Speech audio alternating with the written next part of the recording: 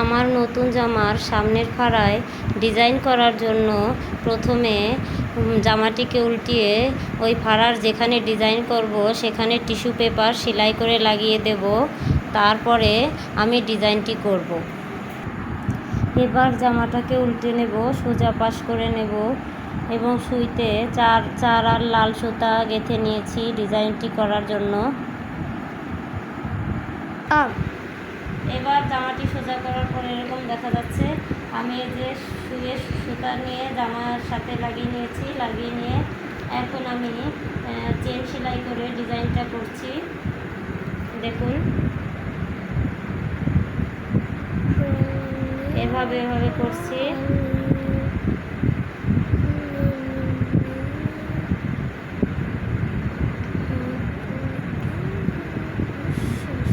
ডিজাইনটা টিস্যুর উপর দিয়ে করব, পরবর্তীতে টিস্যু খুলে ফেললে অনেক সুন্দর দেখা যাবে।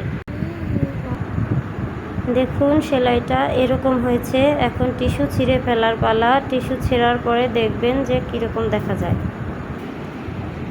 টিস্যু খুলে ফেলার পরে ডিজাইনটা দেখুন।